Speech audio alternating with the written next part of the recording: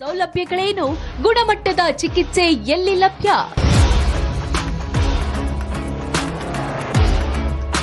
ತಜ್ಞ ವೈದ್ಯರಿಂದ ನೇರ ಮಾಹಿತಿ ಮತ್ತು ಪರಿಹಾರ. ಡಿಯರ್ ಡಾಕ್ಟರ್ ವೀಕ್ಷಿಸಿ ಮಧ್ಯಾಹ್ನ 1.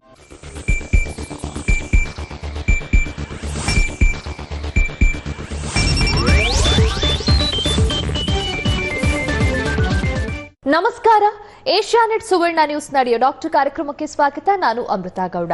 ಆರೋಗ್ಯ ಅನ್ನೋದು ಪ್ರತಿಯೊಬ್ಬರಿಗೂ ಕೂಡ ಬಹಳ ಮುಖ್ಯ. ಆದ್ರೆ ಎಲ್ಲರೂ ಒಂದಲ್ಲ ಒಂದು ಆರೋಗ್ಯ ಸಮಸ್ಯೆಗಳಿಂದ ಬಳಲ್ತಾ ಇರ್ತಾರೆ.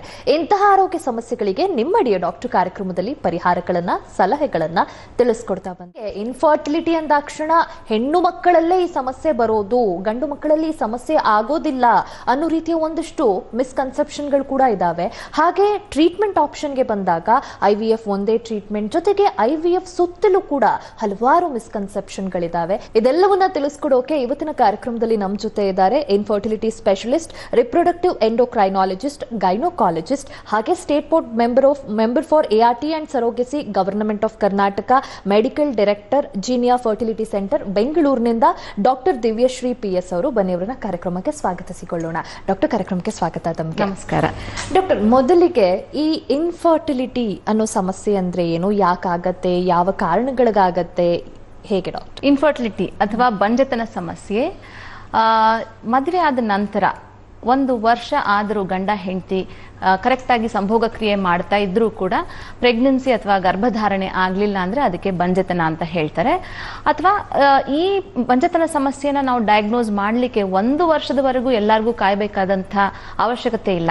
ಯಾವಾಗ ಹೆಂಗಸರಿಗೆ ಋತುಚಕ್ರದಲ್ಲಿ ಪ್ರಾಬ್ಲಮ್ಸ್ ಇರುತ್ತೋ, ಅಂದರೆ ಋತುಚಕ್ರ ತಿಂಗಳು ಸರಿಯಾಗಿ ಆಗೋದಿಲ್ವೋ, ಅಥವಾ ಅವರಿಗೆ ಋತುಸ್ರಾವ ಆಗುವಾಗ ತುಂಬ ಅತಿಯಾದ ಹೊಟ್ಟೆ ನೋವು ಅಥವಾ ತುಂಬ ರಕ್ತಸ್ರಾವ ಆಗೋದು, ಅಥವಾ PCOS ಪ್ರಾಬ್ಲಮ್ ಇರೋದು, ಅಥವಾ ಗಂಡಸರಿಗೆ ನಿಮುರುವಿಕೆ ಅಂತ ತೊಂದರೆ ಇದ್ರೆ, ಅಥವಾ ಅವರ ವೀರಾಣುಗಳಲ್ಲಿ ಪ್ರಾಬ್ಲಮ್ಸ್ ಇದ್ರೆ, ಮುಖ್ಯವಾಗಿ ಎಲ್ಲದಕ್ಕಿಂತ ಹೆಚ್ಚಾಗಿ ಹೆಂಗಸರ ವಯಸ್ಸು 30 ಅಥವಾ 35 ವಯಸ್ಸು ದಾಟಿದ್ರೆ 1 ವರ್ಷ ತನಕ ಕಾಯಬೇಕಾದಂತ ಅವಶ್ಯಕತೆ ಇರುವುದಿಲ್ಲ. 6 ತಿಂಗಳಾದ್ರೂ ಕೂಡ ಗಂಡ ಹೆಂಡತಿ ಸಂಭೋಗ ಕ್ರಿಯೆ ನಡೆಸಿ ಪ್ರೆಗ್ನೆನ್ಸಿ ಅಥವಾ ಗರ್ಭಧಾರಣೆ ಆಗ್ಲಿಲ್ಲ ಅಂದ್ರೆ ಅದನ್ನ ಬಂಜತನ ಅಂತ ನಾವು ಪರಿಗಣಿಸಬೇಕಾಗತ್ತೆ. ಮತ್ತು ಅದಕ್ಕೆ ಸೂಕ್ತವಾದ ಸಲಹೆ ಸೂಚನೆಗಳನ್ನ ತಗೊಳ್ಬೇಕಾಗತ್ತೆ. ಡಾಕ್ಟರ್, ಈಗ ಈ ಸಮಸ್ಯೆ ಇದೆ ಅಂತಂದಾಗ ಡಯಾಗ್ನೋಸ್ಟಿಕ್ ಸ್ಟೆಪ್ಗಳು ಯಾವ ರೀತಿ ಇರುತ್ತೆ? ಗಂಡ ಹೆಂಡತಿ ಇಬ್ರು ಕೂಡ ಬರ್ಬೇಕಾಗತ್ತಾ? ಏನೇನ್ ಟೆಸ್ಟ್ಗಳನ್ನ ರನ್ ಮಾಡ್ತೀರಾ? ಅದಾದ್ಮೇಲೆ ಯಾವ ರೀತಿ ಟ್ರೀಟ್ಮೆಂಟ್ ಆಪ್ಷನ್ಸ್ ಇರುತ್ತೆ? ಇದು ತುಂಬಾ ಒಳ್ಳೆ ಪ್ರಶ್ನೆ ಅಮೃತ. ಒಂದಂದ್ರೆ, ಈಗ ಬಂಜತನ ಸಮಸ್ಯೆ ಅಂದ್ರೆ ಅದು ಹೆಂಗಸರಿಗೆ ಮಾತ್ರ ತೊಂದರೆ, ಗಂಡಸರಿಗೆ ಪ್ರಾಬ್ಲಮ್ ಇರಲ್ಲ ಅನ್ನೋದೊಂದು ತಪ್ಪು ತಿಳುವಳಿಕೆ ನಮ್ಮೆಲ್ಲರಲ್ಲಿದೆ. ಯಾವಾಗ್ಲೂ ಹೆಂಗಸರಿಗೆ ಮಾತ್ರ ನಾವು ನಿಂದನೆ ಮಾಡ್ತಾ ಇರ್ತೀವಿ, ಇವಳಿಗೆ ಮಕ್ಕಳಾಗ್ಲಿಲ್ಲ ಅಂತ. ಎಷ್ಟೋ ಸತಿ ಹೆಂಗಸರಿಗೆ ಮಾತ್ರ ಅಲ್ಲ, ಗಂಡಸರಿಗೂ ಕೂಡ ಪ್ರಾಬ್ಲಮ್ ಇರುತ್ತೆ. ಹಾಗಾಗಿ ಮೊದಲನೇ ಸಮಾವೇಶ ಅಥವಾ ಕನ್ಸಲ್ಟೇಷನ್ಗೆ ಗಂಡ ಹೆಂಡತಿ ಇಬ್ರು ಬರ್ಬೇಕಾಗತ್ತೆ. ಇದು ಬಂಜತನ ಸಮಸ್ಯೆ ಅನ್ನೋದು ಗಂಡ ಹೆಂಡತಿಯ ಸಮಸ್ಯೆ ಮಾತ್ರ, ಇದು ಕುಟುಂಬದ ಸಮಸ್ಯೆ ಆಗ್ಲಿಕ್ಕೆ ಆಗೋದಿಲ್ಲ. ಎಷ್ಟೋ ಸತಿ ಏನ್ ಮಾಡ್ತಾರೆ, ಹೆಂಗಸರನ್ನ ಅತ್ತೆದಿರ ಜೊತೆ ಅಥವಾ ತಾಯಂದ್ರ ಜೊತೆ, ಅಪ್ಪ ಅಮ್ಮಂದ್ರ ಜೊತೆ ಕಳಿಸ್ತಾರೆ. ಗಂಡಸರು ಬರೋದೇ ಇಲ್ಲ. ಹಾಗಾಗಿ ಇದು ಬಂಜತನ ಅನ್ನೋ ಸಮಸ್ಯೆ ಗಂಡ ಹೆಂಡತಿದು ಮಾತ್ರ. It is very private. ಅದೇ ಒಂದು ಮಗು ಅಥವಾ ಮಗು ಹುಟ್ಟಿದ ಮೇಲೆ ಅದು ಕುಟುಂಬದ ಸಂತೋಷ ಆಗತ್ತೆ. ಬಟ್ ಬಂಜತನ ಸಮಸ್ಯೆ ಇರುವಾಗ ಗಂಡ ಹೆಂಡತಿ ಇಬ್ರು ಅಟ್ಲೀಸ್ಟ್ ಮೊದಲನೇ ಕನ್ಸಲ್ಟೇಷನ್ಗೆ ಬರೋದು ತುಂಬಾ ಇಂಪಾರ್ಟೆಂಟ್ ಆಗತ್ತೆ. ಬಂಜತನ ಸಮಸ್ಯೆ ಅನ್ನೋದು ಹೆಂಗಸರಿಗೆ ಮಾತ್ರ ಅಲ್ಲ. 50% ಹೆಂಗಸರಿಗೆ ಪ್ರಾಬ್ಲಮ್ ಅಂದ್ರೆ 40-50% ಗಂಡಸರಲ್ಲೂ ಕೂಡ ಸಮಸ್ಯೆ ಇರುತ್ತೆ ಬಂಜತನಕ್ಕೆ. ಹಾಗಾಗಿ ಗಂಡಸರು ಹಾಗೂ ಹೆಂಗಸರು ಇಬ್ಬರಿಗೂ ಪರಿಶೀಲನೆ ಮಾಡಬೇಕಾಗತ್ತೆ. ಟ್ರೀಟ್ಮೆಂಟ್ ಇನ್ಫರ್ಟಿಲಿಟಿಗೆ ಟ್ರೀಟ್ಮೆಂಟ್ ತಗೋತಿರ್ತಾರೆ ಅಥವಾ ಫರ್ಟಿಲಿಟಿ ಸೆಂಟರ್ನ ವಿಸಿಟ್ ಮಾಡ್ತಾರೆ ಅಂದಾಕ್ಷಣ ಅವರ ತಲೆಯಲ್ಲಿ ಸಾಕಷ್ಟು ಮಿಸ್ಕನ್ಸೆಪ್ಷನ್ಗಳು ಓಡಾಡ್ತಾ ಇರುತ್ತೆ. ಸೊ ಇಂತಹ ಕೆಲವೊಂದಿಷ್ಟು ಮೋಸ್ಟ್ ಕಾಮನ್ ಮಿಸ್ಕನ್ಸೆಪ್ಷನ್ ನಿಮ್ಮನ್ನ ಕೇಳೋದು, ಅದನ್ನ ನೀವು ಯಾವ ರೀತಿ ಅಡ್ರೆಸ್ ಮಾಡ್ತೀರಾ ಡಾಕ್ಟರ್? ಇನ್ಫರ್ಟಿಲಿಟಿ ಚಿಕಿತ್ಸೆ ಅಂದ ತಕ್ಷಣ ಎಲ್ಲರೂ ಅನ್ಕೊಳ್ಳೋದು IVF ಅಥವಾ ಪ್ರಣಾಳ ಶಿಶುನೇ ಆಗ್ಬೇಕಂತ. ಹಾಗೆ ಖಂಡಿತ ಇರೋದಿಲ್ಲ. ನಮ್ಗೆ 100 ಜನ ದಂಪತಿಗಳು ಬಂಜತನ ಸಮಸ್ಯೆ ಅಂತ ಬಂದ್ರೆ ಅದರಲ್ಲಿ ಹೆಚ್ಚಿನ ಅಂಶ ಋತು ಚಕ್ರಗಳಲ್ಲಿ ಪ್ರಾಬ್ಲಮ್ ಇರುತ್ತೆ. ಅಂದ್ರೆ ಸರಿಯಾದ ಸಮಯಕ್ಕೆ ಅಂಡಾಣುಗಳು ಬಿಡುಗಡೆ ಆಗದೆ ಇರುವಂತದ್ದು, ಅಥವಾ ಅಂಡಾಣುಗಳ ಸಂಖ್ಯೆ ತುಂಬಾ ಜಾಸ್ತಿ, ಅದನ್ನ PCOD ಅಂತೀವಿ ಅಥವಾ PCOS ಅಂತ ಹೇಳ್ತೀವಿ. ಅದರಲ್ಲಿ ಋತುಚಕ್ರ ಸರಿಯಾಗಿ ಇರೋದಿಲ್ಲ, ಅಂಡಾಣು ಬಿಡುಗಡೆಗಳು ಸರಿ ಆಗ್ತಾ ಇರೋದಿಲ್ಲ, ಅಥವಾ ಎಂಡೋಮೆಟ್ರಿಯೋಸಿಸ್ ಅಂತ ಹೇಳ್ತೀವಿ, ಅಥವಾ ಮೇಲ್ ಫ್ಯಾಕ್ಟರ್ ಅಂದ್ರೆ ವೀರಾಣುಗಳನ್ನ ಪರೀಕ್ಷೆ ಮಾಡಿದಾಗ ವೀರಾಣುಗಳ ಸಂಖ್ಯೆ ಅಥವಾ ಚಟುವಟಿಕೆ ಕಮ್ಮಿ ಇರುವಂಥದ್ದು, ಇಂಥದಕ್ಕೆಲ್ಲ ಸಿಂಪಲ್ ಟ್ರೀಟ್ಮೆಂಟ್ ಕೂಡ ಸಹಾಯಕಾರಿಯಾಗಿರುತ್ತೆ. ಅಂದ್ರೆ ಬರೀ ಟ್ಯಾಬ್ಲೆಟ್ಸ್ ಅನ್ನ ಕೊಟ್ಟು ಕರೆಕ್ಟ್ ಆಗಿ ಋತುಚಕ್ರಗಳನ್ನ ಸರಿ ಮಾಡೋದು, ಹಾಗೂ ತಿಂಗಳಿಗೆ ಕರೆಕ್ಟ್ ಆಗಿ ಮೊಟ್ಟೆ ಬಿಡುಗಡೆ ಆಗೋ ಹಾಗೆ ಮಾಡೋದು, ಇದು ಓವ್ಯುಲೇಷನ್ ಇಂಡಕ್ಷನ್ ಅಥವಾ ಸೂಪರ್ ಓವ್ಯುಲೇಷನ್ ಅಂತ ಹೇಳ್ತೀವಿ. ಅದು ಬಿಟ್ಟರೆ ನಾವು IUI ಅಂತ ಹೇಳ್ತೀವಿ, ಇಂಟ್ರಾಯುಟ್ರೈನ್ ಇನ್ಸೆಮಿನೇಷನ್. ಇದು ಯಾರಿಗೆ ಋತುಚಕ್ರ ಸರಿಯಾಗೋದಿಲ್ವೋ ಅಥವಾ ವೀರಾಣು ಕೌಂಟ್ ಕಮ್ಮಿ ಇರುತ್ತೋ ಅಥವಾ ಸ್ಟೇಜ್ 1 or 2 ಎಂಡೋಮೆಟ್ರಿಯೋಸಿಸ್ ಅಂತ ಹೇಳ್ತೀವಿ, ಆ ಥರ ದಂಪತಿಗಳಲ್ಲಿ ವೀರಾಣುಗಳನ್ನ ಪ್ರೋಸೆಸ್ ಮಾಡಿ ಚಟುವಟಿಕೆ ಇರುವಂತಹ ವೀರಾಣುಗಳನ್ನ ಗರ್ಭಕೋಶದಲ್ಲಿ ಹಾಕ್ತೀವಿ, ಅದನ್ನ IUI ಅಂತ ಹೇಳ್ತೀವಿ. ಇದು ಯಾವುದೂ ವರ್ಕ್ ಆಗಿಲ್ಲ ಅಂದ್ರೆ ಆಮೇಲೆ IVF ಚಿಕಿತ್ಸೆ ಮಾಡಬೇಕಾಗತ್ತೆ. ಬಟ್ IVF ಚಿಕಿತ್ಸೆ ಅನ್ನೋದು ಎಲ್ಲರಿಗೂ ಇದೆಲ್ಲ ಪ್ರೋಸೆಸ್ ಮಾಡ್ಬಿಟ್ಟೆ IVF ಮಾಡ್ಬೇಕಂತಿರಲ್ಲ. One size does not fit all. ಒಂದೇ ತರದ ಬಟ್ಟೆ ಎಲ್ಲರಿಗೂ ಹಾಕ್ಲಿಕ್ಕೆ ಆಗೋದಿಲ್ಲ.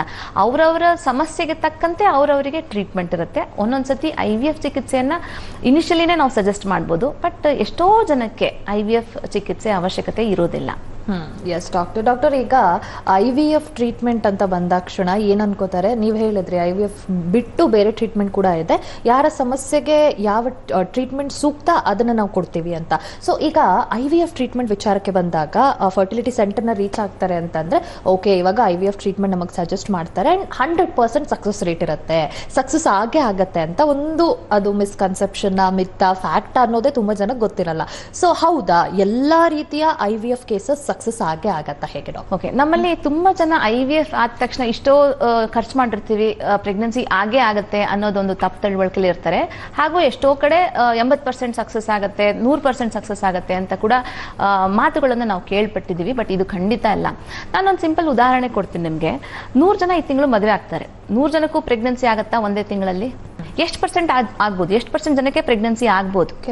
ಕೆಲವ್ರಿಗಾಗುತ್ತೆ, ಕೆಲವ್ರಿಗಾಗಲ್ಲ. ಅಂದ್ರೆ ಅಂದಾಜು 100ರಲ್ಲಿ ಎಷ್ಟು ಜನಕ್ಕೆ ಆಗ್ಬೋದು? Probably 50. That is what is a major misconception that I want to clear today. ಅಂದ್ರೆ ಪ್ರೆಗ್ನೆನ್ಸಿ ಇವತ್ತು ಮದುವೆ ಆದ ತಕ್ಷಣ ಸಿನಿಮಾಗಳಲ್ಲಿ ತೋರಿಸೋಂಗೆ ನೆಕ್ಸ್ಟ್ ಹೆಂಡತಿ ವಾಂತಿ ಮಾಡ್ತಾ ಇರ್ತಾಳೆ ಅಂದ್ರೆ ಪ್ರೆಗ್ನೆನ್ಸಿ ಆಗತ್ತೆ ಅಂತ ಇಲ್ಲ. 100 ಜನಕ್ಕೆ ಮದುವೆ ಆದ್ರೆ 10 ರಿಂದ 12 ಜನಕ್ಕೆ ಅಷ್ಟೇ ಪ್ರೆಗ್ನೆನ್ಸಿ ಆಗುತ್ತೆ. Imagine, India is the most populous country in the world. ಈಗ ಮದುವೆ ಆಗಿದ್ದು ಒಂದೇ ತಿಂಗಳಿಗೆ 50 ಜನಕ್ಕೆ ಪ್ರೆಗ್ನೆನ್ಸಿ ಆಗ್ಬಿಟ್ರೆ ನಾವು ಜನಸಂಖ್ಯೆ ಇನ್ನೇನಾಗ್ಬೋದು? ಸೊ ಒಂದು ತಿಂಗಳಲ್ಲಿ 10 ಜನಕ್ಕೆ ಅಷ್ಟೇ ಪ್ರೆಗ್ನೆನ್ಸಿ ಆಗುತ್ತೆ. ಬಟ್ 10 ಜನಕ್ಕೆ ಪ್ರೆಗ್ನೆನ್ಸಿ ಆಗ್ಲಿಲ್ಲ ಅಂದ ತಕ್ಷಣ ಡಾಕ್ಟರ್ ಹತ್ರ ಓಡೋಡ್ ಬರ್ತಾರಾ? ಇಲ್ಲಲ್ಲ.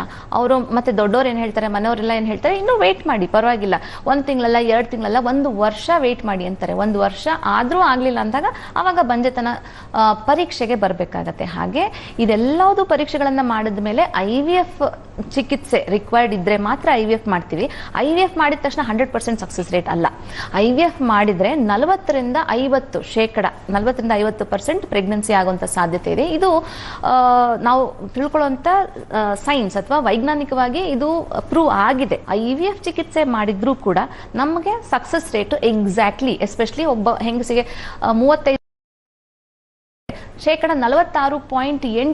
To B precise. ಒಂದು ಸತಿ ನಾವು ಭ್ರೂಣ ಹಾಕುವಾಗ 46.8%, which is close to 50% success rates ಇರುತ್ತೆ. ಇದನ್ನ ಎಲ್ಲರೂ ಅರ್ಥ ಮಾಡ್ಕೋಬೇಕು. ಅದೇ ಒಬ್ಬ ಹೆಂಗಸಿನ ವಯಸ್ಸು ಜಾಸ್ತಿ ಆಗ್ತಾ ಹೋದ್ರೆ, 35 ವಯಸ್ಸಿಗಿಂತ ಜಾಸ್ತಿ ಆಗ್ತಾ ಹೋದ್ರೆ ಆ ಸಕ್ಸಸ್ ರೇಟ್ಸ್ ಕೂಡ ಕಡಿಮೆ ಆಗ್ತಾ ಬರುತ್ತೆ. 40 ವಯಸ್ಸು ದಾಟಿದ ಮೇಲೆ ಇದೇ ಸಕ್ಸಸ್ ರೇಟ್ 16%ಗೆ ಡ್ರಾಪ್ ಆಗುತ್ತೆ. ಸೊ ಒಂದು IVF ಸಕ್ಸಸ್ ಆಗೋದಕ್ಕೆ ಕಾರಣಗಳು ಬೇಕಾದಷ್ಟು ಇರುತ್ತೆ. ಅದು ಮೇಜರ್ಲಿ ಹೆಂಗಸಿನ ವಯಸ್ಸು ಹಾಗೂ ಹೆಂಗಸಿಗೆ ಸಿಗುವಂತ ಅಂಡಾಣು ಸಂಖ್ಯೆ ಹಾಗೂ ಅದರ ಕ್ವಾಲಿಟಿ ಅಂತ ಏನ್ ಹೇಳ್ತೀವಲ್ಲ ಅದ್ರ ಮೇಲೆ ಡಿಪೆಂಡ್ ಆಗಿರುತ್ತೆ. And equally it depends on ವೀರಾಣುಗಳ ಸಂಖ್ಯೆ ಹಾಗೂ ಅದರದ್ದು ನಾರ್ಮಲ್ ಆಗಿರುವಂತ ವೀರಾಣುಗಳ ಮೇಲೆ ಕೂಡ ಡಿಪೆಂಡ್ ಆಗುತ್ತೆ. ಡಾಕ್ಟರ್, ಈಗ ಮತ್ತೊಂದು ಅಂತಂದ್ರೆ IVF ಟ್ರೀಟ್ಮೆಂಟ್ಗೆ ಒಳಗಾಗಬೇಕು ಅಂತಂದಾಗ ಯೋಚನೆ ಮಾಡೋದು how comfortable it is, safe ಆಯಿತು, IVF ಪ್ರೊಸೀಜರ್ ಸೇಫ್ ಅನ್ನೋ ಒಂದು ಥಾಟ್ಸ್ ಬರುತ್ತೆ ಅವ್ರಿಗೆ. ಸೊ ಈ ಒಂದು ವಿಚಾರವಾಗಿ ಹೇಳೋದಾದ್ರೆ ಡಾಕ್ಟರ್, ನಮ್ಮ ಜನರಲ್ಲಿ ತುಂಬಾ ತಪ್ಪು ತಿಳುವಳಿಕೆಗಳಿದೆ, ಎಸ್ಪೆಷಲಿ ಮೆಡಿಕಲ್ ಸೈನ್ಸಲ್ಲಿ. ನಾನು ಸಿಂಪಲ್ ಮಿಸ್ಕನ್ಸೆಪ್ಷನ್ ಹೇಳ್ತೀನಿ ನಿಮಗೆ. ಒಬ್ಬ ಹೆಂಗಸು ಡೆಲಿವರಿ ಆದಮೇಲೆ, ಅದೇ ಸಿಸೇರಿಯನ್ ಆದರೆ ಅವರಿಗೆ ತುಂಬ ಜೀವನ ಪರ್ಯಂತ ಅವರಿಗೆ ಬೆನ್ನೋವು ಇರುತ್ತೆ ಅಂತ ಅನ್ಕೋತಾರೆ. ಅದೇ ಒಂದು ಕಾಪರ್ಟಿ ಹಾಕೊಂಡ ತಕ್ಷಣ ದಪ್ಪ ಆಗ್ಬಿಡ್ತಾರೆ ಅಂತ ಅನ್ಕೋತಾರೆ. ಹಾಗೆ IVF ಮಾಡ್ಕೊಂಡ ತಕ್ಷಣ ಅವಳು ವೀಕ್ ಆಗ್ತಾಳೆ, ಅವಳು ತುಂಬ ದಪ್ಪ ಆಗ್ತಾಳೆ ಅನ್ನೋ ತುಂಬ ಮಿಸ್ಕನ್ಸೆಪ್ಷನ್ಸ್ ಇರುತ್ತೆ. ಯಾಕೆ ಹೀಗಾಗುತ್ತೆ ಅಂದರೆ ತುಂಬ ಹಾರ್ಮೋನ್ ಇಂಜೆಕ್ಷನ್ಸ್ ಕೊಡ್ತಾರೆ, ತುಂಬ IVF ಅಂದ ತಕ್ಷಣ ತುಂಬ ಇಂಜೆಕ್ಷನ್ಸ್ ಅಂತ ಅನ್ಕೋತಾರೆ. ಕೊಡ್ತಾರೆ. ಹಾಗಾಗಿ ಇದರಿಂದ ತುಂಬಾ ಪ್ರಾಬ್ಲಮ್ಸ್ ಆಗುತ್ತೆ. ದೈಹಿಕವಾಗಿ ತುಂಬಾ ಸಮತೋಲನಗಳನ್ನ ಕಳ್ಕೊಳ್ತೀವಿ ನಾವು ಅಂತ ತುಂಬಾ ಮಿಸ್ಕನ್ಸೆಪ್ಷನ್ಸ್ ಇರುತ್ತೆ. ಬಟ್ ಇದು ಹಾಗೆ ಆಗೋದಿಲ್ಲ. IVF ಪ್ರಕ್ರಿಯೆಯಲ್ಲಿ ನಾವು ಅಂಡಾಣುಗಳನ್ನ ಹೊರಗಡೆ ತೆಗಿತೀವಿ. ನಾರ್ಮಲ್ ಆಗಿ ಋತುಚಕ್ರದಲ್ಲಿ ಒಂದು ಅಂಡಾಣು ಉತ್ಪತ್ತಿ ಆದ್ರೆ ನಾವು ಒಂದೇ ಒಂದು ಅಂಡಾಣು ಇಟ್ಕೊಂಡು IVF ಮಾಡ್ಲಿಕ್ಕೆ ಆಗಲ್ಲ. ಮಿನಿಮಮ್ ಒಂದು 4 ರಿಂದ 10 ಅಂಡಾಣು, ಮ್ಯಾಕ್ಸಿಮಮ್ 15 ಅಂಡಾಣುಗಳು ಬೇಕಾಗತ್ತೆ. ಈ 15 ಅಂಡಾಣುಗಳು ಉತ್ಪತ್ತಿ ಆಗ್ಲಿಕ್ಕೆ ನಾವು ಇಂಜೆಕ್ಷನ್ಸ್ ಕೊಡ್ತೀವಿ. ಸೊ ದಟ್ ಆ ಒಂದು ಋತುಚಕ್ರದಲ್ಲಿ ನಮಗೆ ಮಿನಿಮಮ್ 5, ಮ್ಯಾಕ್ಸಿಮಮ್ 15 ಅಂಡಾಣುಗಳು ಉತ್ಪತ್ತಿ ಆದ್ರೆ ಆ ಅಂಡಾಣುಗಳನ್ನ ನಾವು ಅದರಲ್ಲಿ ಯಾವುದು ಮೆಚುರಿಟಿ ಇದೆ ಮತ್ತೆ ಅದು ಯಾವುದು ಕ್ವಾಲಿಟಿ ಚೆನ್ನಾಗಿದೆ ಇದನ್ನ ನೋಡ್ಕೊಂಡು ಅದಕ್ಕೆ ನಾವು ವೀರಾಣುಗಳನ್ನ ಇಕ್ಸಿ ಅಥವಾ IVF ನಲ್ಲಿ ಅಂಡಾಣು ವೀರಾಣುಗಳನ್ನು 2 ಒಟ್ಟಿಗೆ ಬಿಡ್ತೀವಿ. ಅದರಿಂದ ಉತ್ಪತ್ತಿಯಾಗಿದ್ದ ಭ್ರೂಣನ ಹೊರಗಡೆ ಅಷ್ಟೇ. IVF ಅಲ್ಲಿ ಎಷ್ಟೋ ಜನ ಅನ್ಕೋತಾರೆ ಪ್ರೆಗ್ನೆನ್ಸಿ, ಥ್ರೂ ಔಟ್ ಪ್ರೆಗ್ನೆನ್ಸಿ ನಮ್ಗೆ ಇಂಜೆಕ್ಷನ್ಸ್ ಬೇಕಾಗುತ್ತೆ, ಥ್ರೂ ಔಟ್ ಪ್ರೆಗ್ನೆನ್ಸಿ ತುಂಬಾ ಮೆಡಿಸಿನ್ಸ್ ತಗೋಬೇಕಾಗತ್ತೆ, ತುಂಬಾ ಬೆಡ್ ರೆಸ್ಟ್ ಅಲ್ಲಿ ಇರಬೇಕಾಗತ್ತೆ. ಇದೆಲ್ಲದು ಮಿಸ್ಕನ್ಸೆಪ್ಷನ್ಸ್ ಇದೆ. ಇದರಿಂದಾಗಿ ನಮ್ಗೆ IVF ಸೂಕ್ತ ಅಲ್ಲ, IVF ಇಂದ ದೇಹ ಅಥವಾ ದೈಹಿಕವಾಗಿ ನಾವು ಕುಗ್ಗು ಹೋಗ್ತೀವಿ ಅನ್ನೋ ಒಂದು ತಪ್ಪು ಕಲ್ಪನೆ ಇದೆ. IVF ಅಂದ ತಕ್ಷಣ ಥ್ರೂ ಔಟ್ ಇಂಜೆಕ್ಷನ್ಸ್ ಇರೋದಿಲ್ಲ, ಅದನ್ನ ಫಸ್ಟ್ ನೀವು ಅರ್ಥ ಮಾಡ್ಕೋಬೇಕು. ಆಮೇಲೆ IVF ಇಂಜೆಕ್ಷನ್ಸ್ ಕೊಡೋಂಥ ಇಫೆಕ್ಟ್ ನಮಗೆ ಲೈಫ್ ಲಾಂಗ್ ಇರುತ್ತೆ ಅಂದ್ರೆ ನಾವು ದಿವಸ ಇಂಜೆಕ್ಷನ್ಸ್ ಕೊಡೋದೇ ಇಲ್ಲ. ಒಂದು ಇಂಜೆಕ್ಷನ್ ಕೊಟ್ಟು ಪೂರ್ತಿ IVF ಕಂಪ್ಲೀಟ್ ಮಾಡ್ಬೋದಾಗಿತ್ತು. ಬಟ್ ಯಾಕೆ ನಾವು ಇಂಜೆಕ್ಷನ್ಸ್ ನ ಪ್ರತಿ ದಿವಸ ಕೊಡಬೇಕು ಅಂದ್ರೆ ಈ ಇಂಜೆಕ್ಷನ್ಸ್ ಅಷ್ಟು ಬೇಗ ನಮ್ಮ ಮೈಯಿಂದ ಹೊರಟು ಹೋಗ್ಬಿಡುತ್ತೆ ಅಥವಾ ಎಕ್ಸ್ಕ್ರೀಟ್ ಆಗುತ್ತೆ ಒಂದು. ಮತ್ತೆ ಇನ್ನೊಂದು, ಈ ನಾವು ಕೊಡುವಂತ hormones it's already produce in the body. ಅಂದ್ರೆ ಹಾರ್ಮೋನ್ಸ್ FSH ಹಾರ್ಮೋನ್ ಅಂತ ಕೊಡ್ತೀವಿ, LH ಹಾರ್ಮೋನ್ ಅಂತ ಕೊಡ್ತೀವಿ. ಇದೆಲ್ಲದು ನಮ್ಮ ಬಾಡಿಯಲ್ಲಿ ಆಲ್ರೆಡಿ ಉತ್ಪತ್ತಿ ಆಗ್ತಾ ಇದೆ. ಫಾರ್ ಎಕ್ಸಾಂಪಲ್, ಈಗ ನಮಗೊಂದು ನೋವು ಬರುತ್ತೆ, ನೋವು ಬಂದಾಗ ನಾವು ಪೇನ್ ಕಿಲ್ಲರ್ಸ್ ತಗೋತೀವಿ. ಪೇನ್ ಕಿಲ್ಲರ್ಸ್ ನಮ್ಮ ಬಾಡಿಯಲ್ಲಿ ಉತ್ಪತ್ತಿ ಆಗೋದಿಲ್ಲ. ಅದ್ರದ್ದು ಎಫೆಕ್ಟ್ ಮುಗಿದ ಮೇಲೆ ಆ ಪೇನ್ ಕಿಲ್ಲರ್ಸ್ ನ ಹೊರಗಡೆ ಹಾಕಬೇಕು ನಮ್ಮ ಬಾಡಿ. ಅದಕ್ಕೆ ಲಿವರ್ ಕೆಲಸ ಮಾಡಬೇಕು, ಕಿಡ್ನಿ ಕೆಲಸ ಮಾಡಬೇಕು. ಬಟ್ ಈ ಹಾರ್ಮೋನ್ಸ್ ಅನ್ನೋದು ಆಲ್ರೆಡಿ ಪ್ರೊಡ್ಯೂಸ್ ಆಗ್ತಿರುವಂತ ಹಾರ್ಮೋನ್ಸ್ ಅನ್ನ ಎಕ್ಸ್ಕ್ರೀಟ್ ಮಾಡುವಂತ ಎಕ್ಸ್ಟ್ರಾ ವರ್ಕ್ ನಮ್ಮ ಬಾಡಿಗೆ ಇರೋದಿಲ್ಲ. ಅಂಡ್ ಇದು ಪ್ರತಿ ತಿಂಗಳು ಉತ್ಪತ್ತಿ ಆಗುವಂತ ಮೊಟ್ಟೆಗಳನ್ನೇ ನಾವು ಹಾರ್ವೆಸ್ಟ್ ಮಾಡೋದ್ರಿಂದ ಇದರಿಂದ ದೇಹಕ್ಕೆ ಅಥವಾ ಅಂಡಾಶಯಕ್ಕೆ ಪ್ರಾಬ್ಲಮ್ ಇದೆ ಅಂತ ನಾವು ಹೇಳಲಿಕ್ಕೆ ಆಗೋದಿಲ್ಲ. ಎಸ್ ಡಾಕ್ಟರ್, ಮತ್ತಷ್ಟು ಡೀಟೇಲ್ಸ್ ಅನ್ನ ಕೇಳಿ ತಿಳ್ಕೊತೀನಿ. ಅದಕ್ಕೂ ಮುಂಚೆ ಒಂದು ಬ್ರೇಕ್ ತಗೊಂಡು ಬರೋಣ. ಡಾಕ್ಟರ್ ಕಾರ್ಯಕ್ರಮ ಮುಂದುವರಿಯುತ್ತೆ ಪುಟ್ಟ ವಿರಾಮದ ಬಳಿಕ ಅಂತ ಹೇಳ್ತಾರೆ. ಬಟ್ ಗಂಡು ಮಕ್ಕಳಲ್ಲೂ ಪ್ರಾಬ್ಲಮ್ ಇರುತ್ತೆ, ತುಂಬಾ ಒಂದು 50% ಗಂಡಸರಲ್ಲೂ ಕೂಡ ಈ ಸಮಸ್ಯೆಗಳನ್ನ ನಾವು ನೋಡ್ತಾ ಇದ್ದೀವಿ. ಸೊ ಗಂಡಸರಿಗೂ ಕೂಡ ಏನಾದರೂ IVF ಟ್ರೀಟ್ಮೆಂಟ್ ಇದೆಯಾ? IVF ಟ್ರೀಟ್ಮೆಂಟ್ ಅಂದಾಕ್ಷಣ ಹೆಣ್ಮಕ್ಳು ಇಂಜೆಕ್ಷನ್ಸ್ ತಗೋಬೇಕು, ಮಗುನ್ ಕ್ಯಾರಿ ಮಾಡಬೇಕು, ಕಂಪ್ಲೀಟ್ ಟ್ರೀಟ್ಮೆಂಟ್ ಅವ್ರಿಗೆ ಇರುತ್ತೆ ಅಂತ ಹೇಳ್ತಾರೆ. ಸೊ ಈ ಟ್ರೀಟ್ಮೆಂಟ್ ಗಂಡಸರಿಗೂ ಇದ್ರೆ ಯಾವ ರೀತಿ ವರ್ಕ್ ಆಗುತ್ತೆ ಅವ್ರಿಗೆ IVF? ಮೊದಲನೇದಾಗಿ ನಾವು IVF ಯಾವ್ಯಾವ ಕಾರಣಗಳಲ್ಲಿ ಮಾಡ್ತೀವಿ ಅನ್ನೋದನ್ನ ಫಸ್ಟ್ ತಿಳ್ಕೊಂಡ್ಬಿಡೋಣ. ಮೊದಲನೇದಾಗಿ ಈಗ ಲೂಯಿ ಬ್ರೌನ್ ಅಂತ ಇವಾಗ ಇವನ್ ಮೂವಿ ಕೂಡ ಬಂದಿದೆ ಅದ್ರ ಬಗ್ಗೆ. ಮೊದಲನೇದಾಗಿ IVF ಅಂತ ಬಂದಿದ್ದೆ ಗರ್ಭನಾಳಗಳು ಬ್ಲಾಕ್ ಆದ್ರೆ, ಅಂದ್ರೆ ಗರ್ಭಕೋಶದ ಪಕ್ಕ ಆ ಕಡೆ ಈ ಕಡೆ ಅಂತ ಗರ್ಭನಾಳಗಳು ಬ್ಲಾಕ್ ಆದ್ರೆ IVF ಚಿಕಿತ್ಸೆ ಮಾಡಬೇಕಾಗತ್ತೆ. ಅದು ಮೊದಲನೇ ಕಾರಣ. ಎರಡನೇ ಕಾರಣ ಮೇಲ್ ಫ್ಯಾಕ್ಟರ್. ಮೇಲ್ ಅಂದ್ರೆ ವೀರಾಣುಗಳ ಸಂಖ್ಯೆ ಹಾಗೂ ಅದರ ಚಟುವಟಿಕೆ ತುಂಬಾ ಕಮ್ಮಿ ಇದ್ದಲ್ಲಿ ಅಥವಾ ವೀರಾಣುಗಳು ಉತ್ಪತ್ತಿನೇ ಆಗದೆ ಇದ್ದಲ್ಲಿ ಅವಾಗ ಕೂಡ ನಾವು IVF ಚಿಕಿತ್ಸೆ ಮಾಡಬೇಕಾಗತ್ತೆ. ಮೂರನೇದಾಗಿ ಸ್ಟೇಜ್ 4 ಎಂಡೋಮೆಟ್ರಿಯೋಸಿಸ್ ಅಂತ ಹೇಳ್ತೀವಿ, ಅದು ಆ ಪ್ರಕ್ರಿಯೆಯಲ್ಲೂ ನಾವು IVF ಮಾಡಬೇಕಾಗತ್ತೆ. ಮತ್ತೆ ಅಂಡಾಣುಗಳ ಸಂಖ್ಯೆ ತೀರಾ ಕಮ್ಮಿ ಇದ್ದಲ್ಲಿ ಅವಾಗೂ ಕೂಡ ನಾವು IVF ಚಿಕಿತ್ಸೆ ಮಾಡಬೇಕು. ಹಾಗೂ ಅನ್ಎಕ್ಸ್ಪ್ಲೇನ್ ನಾವು ಎಲ್ಲಾ ತರದ ಪರೀಕ್ಷೆಗಳು ಹಾಗೂ ಟ್ರೀಟ್ಮೆಂಟ್ಗಳೆಲ್ಲ ಮಾಡಿದೀವಿ, IUI ಟ್ರೀಟ್ಮೆಂಟ್ ಎಲ್ಲ ಮುಗಿಸಿದೆ ಅಂದ್ರೂ ಆಗ್ತಾ ಇಲ್ಲ ಅಂದಾಗ IVF ಮಾಡುವ ಮುಖಾಂತರ ನಮಗೆ ಡಯಾಗ್ನೋಸ್ಟಿಕ್ ಅಂಡ್ ಥೆರಪ್ಯೂಟಿಕ್ ಅಂತ ಹೇಳ್ತೀವಿ. ಅಂದ್ರೆ ನಾವು ಯಾವಾಗ ಅಂಡಾಣು ಸಂಖ್ಯೆ ಅಥವಾ ಅಂಡಾಣು ಕ್ವಾಲಿಟಿನ ಚೆಕ್ ಮಾಡಬೇಕಾಗತ್ತೆ ಹಾಗೂ ಅಂಡಾಣು ಮತ್ತು ವೀರ್ಯಾಣು ಮಿಲನ ಆಗ್ತಾ ಇದೆಯಾ ಇಲ್ವಾ ಅಂತ ನೋಡ್ಬೇಕಾಗತ್ತೆ, ಅವಾಗೂ ಕೂಡ ನಾವು IVF ಚಿಕಿತ್ಸೆ ಮಾಡಬೇಕಾಗತ್ತೆ. ಸೊ ಇದರಲ್ಲಿ ನಾನು ಎರಡನೇ ಇಂಡಿಕೇಶನ್ ಹೇಳಿದ್ದು male factor, severe male factor ಅಂತ. ಯಾವಾಗ ವೀರ್ಯಾಣು ಸಂಖ್ಯೆ ತುಂಬಾ ಕಮ್ಮಿ ಇರುತ್ತೋ ಅಥವಾ ಚಟುವಟಿಕೆನೇ ಇರಲ್ವ ವೀರ್ಯಾಣುಗಳಿಗೆ, ಆವಾಗ ಅಂಡಾಣು ಒಳಗಡೆ ವೀರ್ಯಾಣುಗಳನ್ನ ನಾವು ಇನ್ಸರ್ಟ್ ಮಾಡಬೇಕಾಗತ್ತೆ. ಅದಕ್ಕೆ ಇಕ್ಸಿ ಅಂತ ಹೇಳ್ತೀವಿ. ಆ ಪ್ರೊಸೀಜರ್ ಮಾಡಬೇಕಾದ್ರೂ ನಾವು IVF ಮಾಡಬೇಕಾಗತ್ತೆ. ಈ ತರ ಇರುವಾಗ ಗಂಡಸರಿಗೆ ಕೂಡ ನಾವು ಹಾರ್ಮೋನ್ಸ್ ಅಥವಾ ಗಂಡಸರಿಗೆ ಕೂಡ ಇಂಜೆಕ್ಷನ್ಸ್ ಕೊಡುವಂತ ಅವಶ್ಯಕತೆ ಇರುತ್ತೆ. ಅದ್ರ ಜೊತೆಗೆ ಗಂಡಸರಿಗೆ ಕೂಡ ಒಂದೊಂದು ಸತಿ ನೀವು ಎಷ್ಟೋ ಸತಿ ನೋಡ್ಬೋದು, ಚಿಕ್ಕ ಮಕ್ಕಳಿಗೆ ಬೀಜಗಳು ಕೆಳಗಡೆನೆ ಬಂದಿರಲ್ಲ, ಇಂಗ್ವೈನಲ್ ಟೆಸ್ಟಿಸ್ ಅಂತ ಹೇಳ್ತೀವಿ. ಅಥವಾ ಪೆಟ್ಟು ಬಿದ್ದು ಗಂಡಸರಿಗೆ ಕ್ರಿಕೆಟ್ ಆಡುವಾಗ್ಲೋ ಯಾವಾಗಲೂ ಬೀಜಕ್ಕೆ ಪೆಟ್ಟು ಬಿದ್ದು ಬೀಜದ ಸೈಜ್ ಗಾತ್ರ ತುಂಬಾ ಕಮ್ಮಿ ಆಗಿದ್ರೆ, ಅಥವಾ ಗದ್ದಮ್ಮ ಅಥವಾ ಮಂಪ್ಸ್ ಅಂತ ಹೇಳ್ತೀವಿ, 14 ವರ್ಷದ ನಂತರ ಒಬ್ಬ ಹುಡುಗ ಪ್ಯೂಬರ್ಟಿ ಅಟೈನ್ ಮಾಡಿದ ನಂತರ ಮಂಪ್ಸ್ ಬಂದ್ರೆ ಅವಾಗೂ ಕೂಡ ಇದು ಬೀಜದ ಸೈಜು ಕಮ್ಮಿ ಆಗುತ್ತೆ. ಈಗ ಎಲ್ಲದಕ್ಕಿಂತ ಹೆಚ್ಚಾಗಿ ಈಗ ಮೇಲ್ ಇನ್ಫರ್ಟಿಲಿಟಿ ತುಂಬಾ ಇನ್ಕ್ರೀಸ್ ಆಗ್ತಿದೆ. ಯಾಕಂದ್ರೆ ಮೊಬೈಲ್ ಬಳಕೆ. ತುಂಬಾ ಜನ ಮೊಬೈಲ್ ಅನ್ನ ಪ್ಯಾಂಟ್ ಪಾಕೆಟ್ ಅಲ್ಲಿ ಇಟ್ಕೊಂಡಿರ್ತಾರೆ, ಅಥವಾ ಯಾವಾಗ್ಲೂ ಮಲಗುವಾಗ್ಲೂ ಕೂಡ ತಲೆ ಹತ್ರನೇ ಮೊಬೈಲ್ ಇಟ್ಕೊಂಡಿರ್ತಾರೆ. ಸೊ ಮೊಬೈಲ್ ರೇಡಿಯೇಷನ್ಸ್ ಇಂದಾಗಿ ಕೂಡ ವೀರ್ಯಾಣುಗಳ ಸಂಖ್ಯೆ ಹಾಗೂ ಚಟುವಟಿಕೆ ತುಂಬಾ ಕುಗ್ಗಿ ಹೋಗ್ತಾ ಇದೆ.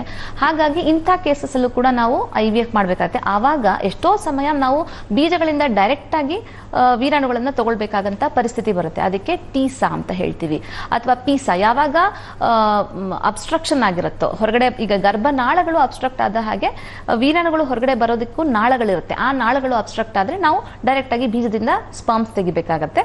ಅಥವಾ ಒಂದೊಂದ್ಸತಿ ಮೈಕ್ರೋಟೀಸೆ ಅಂತ ಹೇಳ್ತೀವಿ, ಎಸ್ಪೆಷಲಿ ಬೀಜಗಳ ಸೈಜು ತುಂಬಾ ಕುಗ್ಗಿ ಹೋಗಿದ್ರೆ, ಅಥವಾ ಬೀಜಗಳು ಇಂಗ್ವೈನಲ್ ಅಥವಾ ಸೊಂಟದ ಕೆಳಗಡೆ ಇದ್ರೆ, ಕೆಳಗಡೆ ಬೀಜಗಳು ಕರೆಕ್ಟ್ ಆಗಿ ಬಂದಿಲ್ಲ ಅಂದ್ರೆ ಅವಾಗೂ ಕೂಡ ನಾವು ಬೀಜಕ್ಕೆ ಸೂಜಿ ಹಾಕಿ ಅಥವಾ ಬೀಜಕ್ಕೆ ಸಣ್ಣ ಆಪರೇಷನ್ ಮಾಡಿ ವೀರ್ಯಾಣುಗಳನ್ನ ತೆಗಿಬೇಕಾಗತ್ತೆ. ಆ ತರ ತೆಗೆದಿರುವಂತ ವೀರ್ಯಾಣುಗಳು ಕಂಪ್ಲೀಟ್ ಆಗಿ ಮೆಚುರಿಟಿ ಇರೋದಿಲ್ಲ, ಅವಾಗೂ ಕೂಡ IVF ಕ್ರಿಯೆ ನಡೆಸಬೇಕಾಗತ್ತೆ. ಸೊ ಈ ತರ ಪರಿಸ್ಥಿತಿಗಳಲ್ಲಿ ಗಂಡಸರಿಗೆ ಕೂಡ IVF ಚಿಕಿತ್ಸೆಯ ಅವಶ್ಯಕತೆ ಇರುತ್ತೆ. ಓಕೆ ಡಾಕ್ಟರ್, ಮತ್ತೊಂದು ಅಂತಂದ್ರೆ IVF ಟ್ರೀಟ್ಮೆಂಟ್ ಅನ್ನೋದು ಓಲ್ಡ್ ವಿಮೆನಿಗೆ ಅಷ್ಟೇ ಈ ಟ್ರೀಟ್ಮೆಂಟ್ಸ್ ಸೂಕ್ತ, ಯಂಗ್ ವಿಮೆನ್ಸಿಗೆ ಮಾಡಲ್ಲ ಇದನ್ನ ಅನ್ನೋ ಒಂದು ಥಾಟ್ ಇದೆ. ಅದು ಮಿತ್ತ ಫ್ಯಾಕ್ಟ್ ಅಂತ ಡಾಕ್ಟರ್? ಅದು ವಯಸ್ಸಾದ ಹೆಂಗಸರಿಗೆ ಮಾತ್ರ IVF. ನಿನ್ಗಿನ್ನೂ ಮದುವೆ ಆಗಿ 1 ವರ್ಷ ಆಗಿದೆ, ಏನಕ್ಕೆ IVF ಮಾಡಿಸ್ಕೋತೀವಿ? ಇದನ್ನೆಲ್ಲ ನಾವು ಸಂಬಂಧಿಕರು, ತಂದೆ ತಾಯಿಗಳು ಹೇಳೋದನ್ನ ನಾವು ಕೇಳಿಸ್ಕೊಂಡಿದೀವಿ. ಆಕ್ಚುಲಿ ಇದನ್ನ ತಪ್ಪಾಗಿ ಅವರು ಗೈಡೆನ್ಸ್ ಕೊಡ್ತಾ ಇರ್ತಾರೆ. IVF ಅನ್ನೋ ಚಿಕಿತ್ಸೆ ಹೆಂಗಸರಿಗೆ ಮಾತ್ರ ಅಲ್ಲ, ಈಗ ಅಷ್ಟೇ ಹೇಳಿದೆ, ಜೊತೆಗೆ ವಯಸ್ಸಾಗಿರುವಂತ ಹೆಂಗಸರಿಗೆ ಅಷ್ಟೇ ಅಲ್ಲ, ಚಿಕ್ಕ ವಯಸ್ಸಿನ ಹೆಂಗಸರಿಗೂ ಕೂಡ ಒಂದೊಂದ್ಸತಿ ನಾವು IVF ಚಿಕಿತ್ಸೆನ ಅಡ್ವೈಸ್ ಮಾಡಬೇಕಾಗತ್ತೆ. ಎಷ್ಟೋ ಸತಿ ಇವಾಗ ನಾನು ಹೇಳಿದೆ ಗಂಡಸರಿಗೆ ವೀರ್ಯಾಣು ಸಂಖ್ಯೆ ಕಮ್ಮಿ ಆಗ್ತಿದೆ ಅಂತ, ಹಾಗೆ ಹೆಂಗಸರಿಗೂ ಕೂಡ ಅಂಡಾಣು ಸಂಖ್ಯೆ ಕುಗ್ಗಿ ಹೋಗ್ತಾ ಇದೆ ಇತ್ತೀಚಿನ ದಿನಗಳಲ್ಲಿ. ಸೊ ಈ ತರ ಇರುವಾಗ ನಾವು ತುಂಬಾ ವೇಟ್ ಮಾಡೋಣ ಅಂತ ಮಾಡ್ತಾ ಹೋದ್ರೆ IVF ಚಿಕಿತ್ಸೆ ಕೂಡ ಫಲಕಾರಿ ಆಗೋದಿಲ್ಲ. ಒಬ್ಬ ಹೆಂಗಸಿಗೆ IVF ಚಿಕಿತ್ಸೆ ಯಾವಾಗ ಫಲಕಾರಿ ಆಗುತ್ತೆ, ಎಸ್ಪೆಷಲಿ ವೆನ್ ಇಂಡಿಕೇಟೆಡ್ ಅಂದಾಗ 35 ವರ್ಷದ ಒಳಗಡೆ, ಅಟ್ಲೀಸ್ಟ್ 40 ವಯಸ್ಸಿನ ಒಳಗಡೆ. ನ್ಯಾಚುರಲ್ ಆಗಿ ಕೂಡ ಹೆಂಗಸರಿಗೆ ಗರ್ಭಧಾರಣೆ ಕುಗ್ಗಿ ಹೋಗ್ತಾ ಹೋಗುತ್ತೆ 40 ವರ್ಷ ಆದ್ಮೇಲೆ. ಮತ್ತೆ 40 ವರ್ಷ ಆದ್ಮೇಲೆ ಅಬ್ನಾರ್ಮಲ್ ಅಂಡಾಶಯಗಳಿಂದ ಅಬ್ನಾರ್ಮಲ್ ಭ್ರೂಣಗಳು ಉತ್ಪತ್ತಿಯಾಗಿ ಮತ್ತೆ ಅಬ್ನಾರ್ಮಲ್ ಆಫ್ ಸ್ಪ್ರಿಂಗ್ಸ್ ಅಥವಾ ಮಕ್ಕಳು ಹುಟ್ಟುವಂತ ಸಾಧ್ಯತೆ ಇರುತ್ತೆ. ಇದು IVF ಅಂತ ಅಷ್ಟೇ ಅಲ್ಲ, ನ್ಯಾಚುರಲ್ ಆಗಿ ಕೂಡ ಈ ತರ ಆಗುತ್ತೆ. ಹಾಗಾಗಿ ಚಿಕ್ಕ ವಯಸ್ಸಿನ ಹೆಂಗಸರು ಕೂಡ IVF ಮಾಡಿಸ್ಕೊಳ್ಳುವಂತ ಇಂಡಿಕೇಶನ್ ಇದ್ರೆ ಖಂಡಿತ ಬೇಕಾಗತ್ತೆ ಒಂದು. ಮತ್ತೆ ಇನ್ನೊಂದೇನಂದ್ರೆ ಇತ್ತೀಚಿನ ದಿನಗಳಲ್ಲಿ ಯಾರು ಬೇಗ ನಾವು ಮದುವೆ ಮಾಡ್ಕೊಳ್ಳಲ್ಲ, ಬಿಕಾಸ್ ನಾವು ಸಾಮಾಜಿಕವಾಗಿ ಅಥವಾ ಫೈನಾನ್ಷಿಯಲಿ ಇಂಡಿಪೆಂಡೆಂಟ್ ಆಗಬೇಕು, ಸೋಷಿಯಲ್ ಈಕ್ವಾಲಿಟಿ ಬೇಕು ನಮಗೆ ಗಂಡಸರ ಸಮಾನವಾಗಿ ಅಂತ ಯಾರು ಹೆಂಗಸರು ಬೇಗ ಮದುವೆ ಆಗೋದಿಲ್ಲ. ನಮ್ಮ ಭಾರತೀಯ ಜನಾಂಗದಲ್ಲಿ ಭಾರತೀಯ ಹೆಂಗಸರು ಬೇಗ ಮುಟ್ಟನ್ನ ಅಟೈನ್ ಮಾಡ್ತಾರೆ. 42ರಿಂದ 45 ವರ್ಷದಷ್ಟೊತ್ತಿಗೆ ಮುಟ್ಟು ಅಟೈನ್ ಆಗ್ಬಿಡುತ್ತೆ.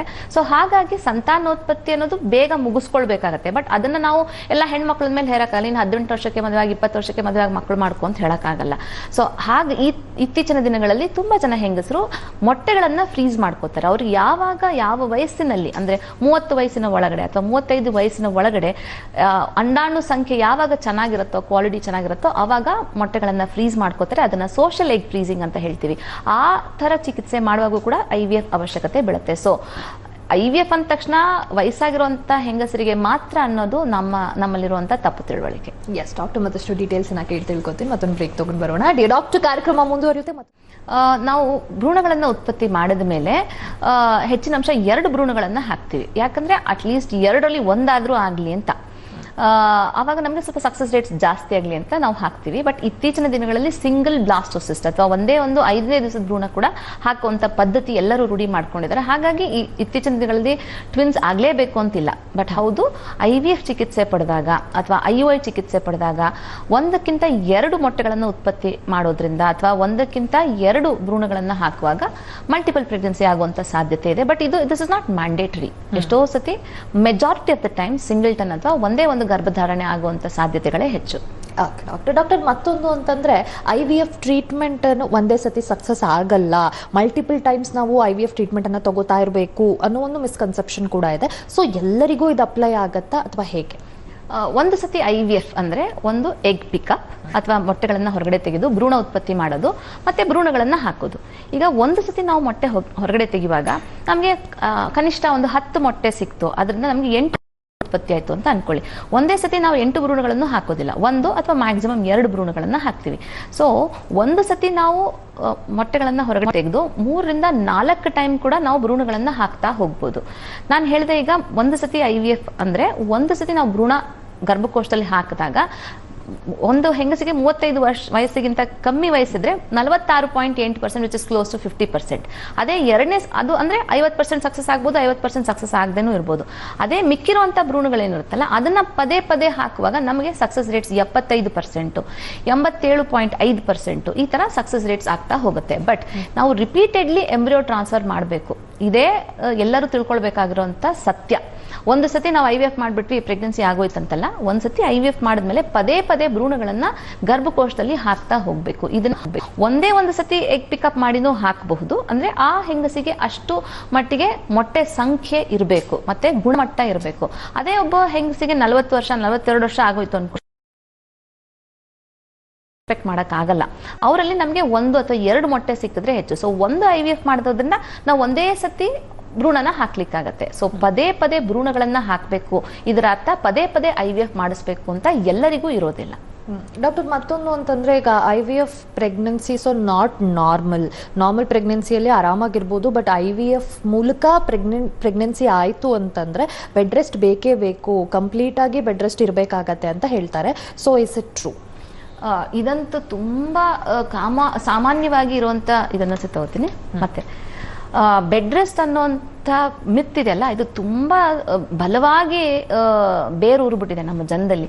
IVF ಅಂದ ತಕ್ಷಣ ರೆಸ್ಟ್ ಮಾಡಬೇಕು, ಬೆಡ್ ರೆಸ್ಟ್ ಮಾಡಬೇಕು. ಈಗ ಸಣ್ಣ ಸಣ್ಣ ಹಳ್ಳಿಗಳಿಂದ ಹಿಡಿದು ಹೈಟೆಕ್ IT ವಿಮೆನ್ ಕೂಡ ರೆಸ್ಟ್ ಮಾಡಬೇಕಾ ಅಂತ ಕೇಳ್ತಾರೆ. ಇದಕ್ಕೆ ನಾನು ಹೇಳ್ತೀನಿ, ಖಂಡಿತ ಇಲ್ಲ. IVF ಪ್ರೆಗ್ನೆನ್ಸಿ ಅನ್ನೋದು ಸಾಮಾನ್ಯವಾಗಿ ಎಲ್ಲರಿಗೂ ಹೇಗೆ ಪ್ರೆಗ್ನೆನ್ಸಿ ಆಗುತ್ತೋ ಅದೇ ತರ. ಒಂದು ಸತಿ ನಿಮಗೆ ಪ್ರೆಗ್ನೆನ್ಸಿ ಆದ್ಮೇಲೆ ನಿಮ್ಗೆ ನಾರ್ಮಲ್ ಪ್ರೆಗ್ನೆನ್ಸಿಗೂ ಅಥವಾ ಬೇರೆ ಪ್ರೆಗ್ನೆನ್ಸಿಗೂ ಯಾವುದೇ ತರ ವ್ಯತ್ಯಾಸ ಇರೋದಿಲ್ಲ. ರೆಸ್ಟ್ ಅಂದ್ರೆ ಏನು? ರೆಸ್ಟ್ ಯಾವಾಗ ಬೇಕು? ಆಯಾಸ ಆಗಿದ್ದಾಗ. ನಿಮಗೆ ದೈಹಿಕವಾದ ಆಯಾಸ ಏನಾದ್ರೂ ಆಗಿದ್ಯಾ IVF ಮಾಡುವಾಗ? ಅದನ್ನ ಫಸ್ಟ್ ನೀವು ತಿಳ್ಕೊಳ್ಳಿ. ದೈಹಿಕವಾದ ಆಯಾಸ ಆದ್ರೆ ನೀವು ರೆಸ್ಟ್ ತಗೋಬೇಕು ಅಥವಾ ವಿಶ್ರಾಂತಿ ತಗೋಬೇಕು. ದೈಹಿಕವಾದ ಆಯಾಸ ಇಲ್ಲಾಂದ್ರೆ ವಿಶ್ರಾಂತಿ ಯಾಕೆ ತಗೋಬೇಕು? ನಿಮಗೆ ವಿಶ್ರಾಂತಿ ಬೇಕು. ಯಾಕೆಂದ್ರೆ ನಿಮಗೆ ಆಗಿರುವಂಥದ್ದು ಮಾನಸಿಕವಾದ ಒತ್ತಡ ಅಥವಾ ಮಾನಸಿಕವಾದಂಥ ಅಸಮತೋಲನ. ಇದಕ್ಕೆ ನಿಮಗೆ ಮಾನಸಿಕವಾಗಿ ರೆಸ್ಟ್ ಬೇಕೇ ಹೊರತು ದೈಹಿಕವಾಗಿ ಖಂಡಿತವಾಗೂ ರೆಸ್ಟ್ ಬೇಕಾಗಿಲ್ಲ. ಒಂದು ಅಂಗಾಂಗಗಳಿಗೆ ರಕ್ತ ಸಂಚಲನೆ ಯಾವಾಗ ಚೆನ್ನಾಗಾಗತ್ತೆ? ಒಬ್ಬ ಮನುಷ್ಯ ಆಕ್ಟಿವ್ ಆಗಿದ್ದಾಗ, ಎಕ್ಸಸೈಸ್ ಮಾಡಿದಾಗ. ಸೊ ಈವನ್ IVF ಆದ್ಮೇಲೂ ಕೂಡ ಸಣ್ಣದಾದಂಥ exercise, it could be just walking. Even walking ಮಾಡೋದು ಒಂದು ಎಕ್ಸಸೈಸ್. ಅದರಿಂದ ಗರ್ಭಕೋಶಕ್ಕೆ ಒಳ್ಳೆ ರಕ್ತ ಸಂಚಲನ ಆಗುತ್ತೆ. ಯಾವಾಗ ರಕ್ತ ಸಂಚಲನ ಆಗುತ್ತೋ ಆಗ ಗರ್ಭಧಾರಣೆ ಆಗೋದು ಕೂಡ ಈಸಿ ಆಗುತ್ತೆ. ಬೆಡ್ ರೆಸ್ಟ್ ಅಂತೂ ಖಂಡಿತವಾಗಿ IVF ನಂತರ ಅವಶ್ಯಕತೆ ಇಲ್ಲ. ಓಕೆ ಡಾಕ್ಟರ್, ಇನ್ನು IVF ಟ್ರೀಟ್ಮೆಂಟ್ ಅನ್ನ ತಗೋಬೇಕು ಅಂತಂದ್ರೆ it is very costly, we can't afford that ಅನ್ನೋ ಒಂದು ಥಾಟ್ ಕೂಡ ಇದೆ ತುಂಬಾ ಜನರಲ್ಲಿ. So is it true? ಈಗ ನಾವು IUIಗೆ ಕಂಪೇರ್ ಮಾಡಿದ್ರೆ IVF ಚಿಕಿತ್ಸೆ ಕಾಸ್ಟ್ಲಿನೇ, ನಾನು ಇಲ್ಲ ಅಂತ ಹೇಳಲ್ಲ. ಬಟ್ ಹಾಗಂತ ತುಂಬಾ ದುಬಾರಿನೂ ಇಲ್ಲ. ಒಂದು ಸತಿ ನಾವು IVF ಮಾಡುವಾಗ ಆದಷ್ಟು ಕಡಿಮೆ ಖರ್ಚಲ್ಲಿ ಆಗ್ತದೆ. ತುಂಬಾ ಲಕ್ಷಾಂತರ ರೂಪಾಯಿ, 3 ಲಕ್ಷ 4 ಲಕ್ಷ ಖರ್ಚಾಗತ್ತೆ ಅನ್ನೋದು ಖಂಡಿತ ಇಲ್ಲ. ಜೊತೆಗೆ ಇನ್ನೊಂದು ಜನರು ಎಲ್ಲ ತಿಳ್ಕೊಬೇಕು ಅಂದ್ರೆ ಎಷ್ಟೊಂದು ಸ್ಕೀಮ್ಗಳಿದೆ, ಎಷ್ಟೊಂದು ಇನ್ಶೂರೆನ್ಸಸ್ IVF ನ ಕವರ್ ಮಾಡುತ್ತೆ. ESI ಇಂದ IVF ನ ಕವರ್ ಮಾಡುತ್ತೆ. ಗವರ್ಮೆಂಟ್ ಇಂದ ಎಷ್ಟೊಂದು ರಿಯಾಯಿತಿಗಳು ಸಿಗುತ್ತೆ. ಇದನ್ನೆಲ್ಲದನ್ನು ನಾವು ತಿಳ್ಕೋಬೇಕು. ಸೊ ಒಂದು ಸ್ವಲ್ಪ ಹಣ ಗವರ್ಮೆಂಟ್ ಇಂದ ಅಥವಾ ESI ನಿಂದ ಅವರು ಇದು ಮಾಡಿದ್ರೆ ಒಂದು ಸ್ವಲ್ಪ ಖರ್ಚು ಅವ್ರು ಮಾಡ್ಬೇಕಾಗ್ಬೋದು. ಸೊ ಅಂಡ್ ಆಲ್ಸೋ ಒಂದು ನಾವೆಲ್ಲರೂ ಡಾಕ್ಟರ್ಸ್ ಏನ್ ತಿಳ್ಕೊಬೇಕಂದ್ರೆ IVF ಅನ್ನೋದು ಒಂದ್ಸತಿ ಮಾಡಿ ಪ್ರೆಗ್ನೆನ್ಸಿ ಆಗ್ಬಿಡುತ್ತೆ ಅಂತಲ್ಲ. ಅನವಶ್ಯಕವಾಗಿ ನಾವು ಮೆಡಿಸಿನ್ಸ್ ಕೊಡಬಾರ್ದು. ಎಂಬ್ರಿಯೋ ಟ್ರಾನ್ಸ್ಫರ್ ಎಸ್ಪೆಷಲಿ ಭ್ರೂಣಗಳನ್ನ ವಾಪಸ್ ಹಾಕಿದ್ಮೇಲೆ ಆದಷ್ಟು ಕಡಿಮೆ ವೆಚ್ಚದಲ್ಲಿ ನಾವು ಮೆಡಿಸಿನ್ಸ್ ಕೊಡಬೇಕು. ಹೀಗಿರುವಾಗ IVF ಚಿಕಿತ್ಸೆ ಅನ್ನೋದು ಕೈಗೆ ಎಟಕಲಾರದೇ ಇರೋಷ್ಟು ಖಂಡಿತವಾಗ್ಲೂ ಪ್ರಾಬ್ಲಮ್ ಅಲ್ಲ. ಈಗ ಎಷ್ಟೋ ಜನ ಲಕ್ಷಾಂತರ ರೂಪಾಯಿ ಕೊಟ್ಟು ಮದುವೆ ಮಾಡ್ಕೋತಾರೆ. ಮದುವೆ ಮಾಡುವಾಗ ಯಾರು ಯೋಚನೆ ಮಾಡಲ್ಲ, ಬಿಗ್ ಫ್ಯಾಟ್ ವೆಡ್ಡಿಂಗ್ಸ್ ಮಾಡ್ತಾರೆ. ಎಸ್ಪೆಷಲಿ ಇಂಡಿಯಾನಲ್ಲಿ ಇಟ್ಸ್ ಬಿಲಿಯನ್ ಬಿಸ್ನೆಸ್ ಮದುವೆ ಅನ್ನೋದು. ಅದೇ ಅವರಿಗೆ ಚಿಕಿತ್ಸೆ ಬೇಕು, ಒಂದು ಮಗು ಆಗ್ಬೇಕಂದ್ರೆ ಸ್ವಲ್ಪ ಹಣದ ಮುಖ ನೋಡ್ತಾರೆ. ಬಟ್ ಹಾಗಂತ ತೀರಾ ಎಕ್ಸ್ಪೆನ್ಸಿವ್ ಟ್ರೀಟ್ಮೆಂಟ್ ಖಂಡಿತ ಅಲ್ಲ. ಈಗ ಎಸ್ಪೆಷಲಿ ಇವಾಗಿನ ಸ್ಕೀಮ್ಗಳಿರೋದ್ರಿಂದ ನಿಮಗೆ ಕೈಗೆಟಕಲಾರದೇ ಇರುವಂಥ ಚಿಕಿತ್ಸೆ IVF ಅಂತೂ ಖಂಡಿತ ಇಲ್ಲ. ಇಂಡಿಕೇಶನ್ ಇದ್ರೆ ಎಷ್ಟೋ ಸೌಲಭ್ಯಗಳನ್ನ ತಗೊಂಡು ನೀವು IVF ಮಾಡಿಸ್ಕೋಬಹುದು. Yes doctor, thank you so much. ಇವತ್ತಿನ ಕಾರ್ಯಕ್ರಮದಲ್ಲಿ ಈ IVF ಟ್ರೀಟ್ಮೆಂಟ್ ಸುತ್ತ ಇರುವಂತಹ ಕೆಲವೊಂದಿಷ್ಟು ಮಿಸ್ಕನ್ಸೆಪ್ಷನ್ಗಳನ್ನ ವೀಕ್ಷಕರಿಗೆ ಅಡ್ರೆಸ್ ಮಾಡಿದ್ರಿ, ಕ್ಲಿಯರ್ ಮಾಡಿದ್ರಿ. Thank you so much for joining us today. Thank you all.